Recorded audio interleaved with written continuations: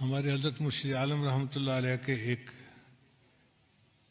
مرید تھے، عالم تھے، مسلم شریف پڑھاتے تھے. انہوں نے زندگی کے کوئی 25 سال مسلم شریف پڑھائی تھی.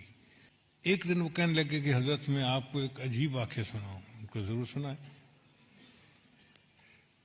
کہنے لگے کہ دارالعلوم دیوبند میں سعودی عرب سے ایک جماعت آئی علماء کی، 3 یا 4 بندے تھے، اور انہوں نے آ کے محتمم صاحب کو کہا کہ ہم ایک علمی مسئلہ ڈسکس کرنے کے لیے آپ کے پاس آئے ہیں.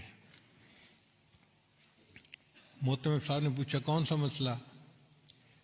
وہ کہنے لگے اس لیے کہ ہم سے پہلے سعودی عرب کے اوپر ترکوں کا قبضہ تھا، اور ترکوں نے قبروں کے اوپر بڑے گنبد بنائے ہوئے تھے اور کمرے بنائے ہوئے تھے اور عمارتیں بنائی ہوئی تھیں.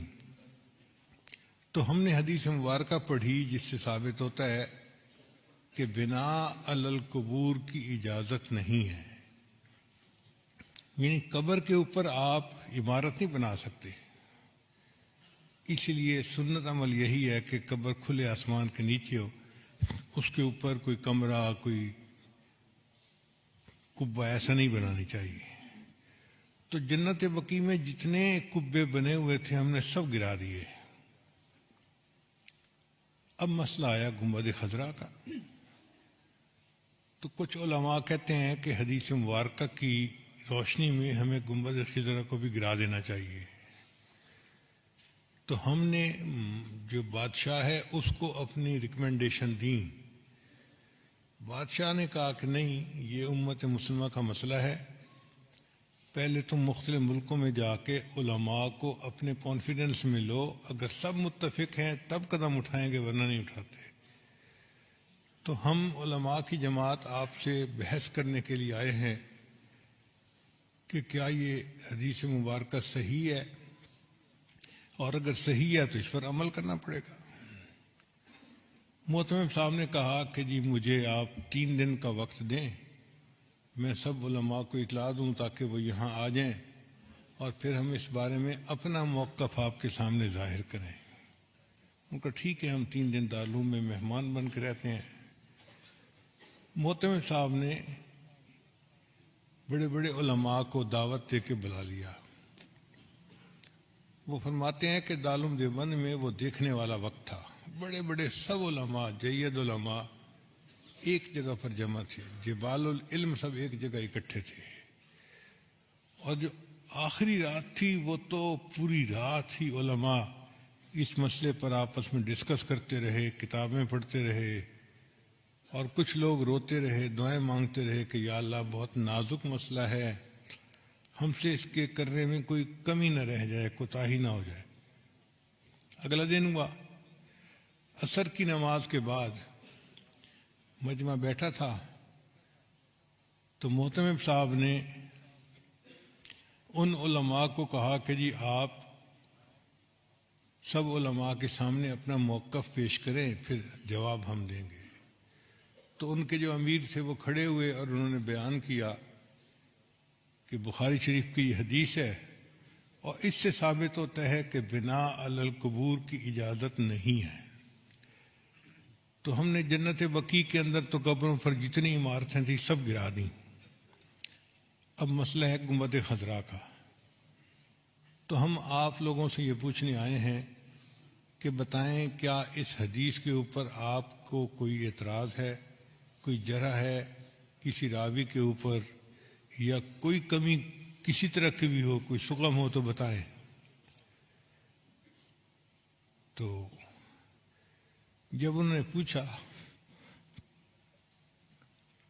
تو تھوڑی دیر کے لیے سارا مجمع خاموش. کہیں کہیں سسکیوں کی آواز آتی،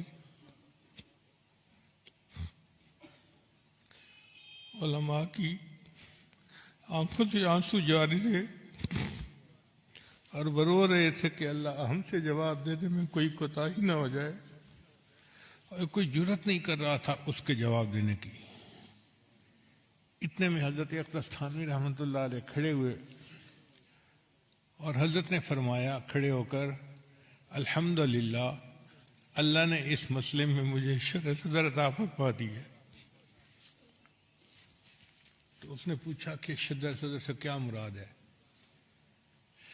حضرت نے فرمایا کہ شرح صدر یہ کہ یہ حدیث بالکل صحیح ہے، اس کے کسی راوی کے اوپر کوئی اعتراض نہیں ہے، کوئی جرح نہیں ہے، اور ہر لحاظ سے یہ حدیث صحیح بھی ہے سند متصل کے ساتھ، اور صحیح مضبوط ہے مضمون اس کا۔ تو جو ان کے امیر تھے وہ کہنے لگے کہ اس کا مطلب یہ ہوا کہ اگر یہ حدیث صحیح ہے تو پھر تو نص ہو گئی، اس کے اوپر عمل کرنا ہمارے لیے ضروری ہو گیا، تو کیا ہم گنبد خضرا گرا سکتے ہیں؟ تو حضرت تھانوی رحمۃ اللہ نے جواب دیا، یہی تو شرح صدر ہے جو اللہ نے مجھے عطا فرما دیا، حدیث بھی صحیح ہے لیکن آپ گنبد خضرا کو گرا نہیں سکتے۔ اس نے کہا آپ کیسی باتیں کر رہے ہیں؟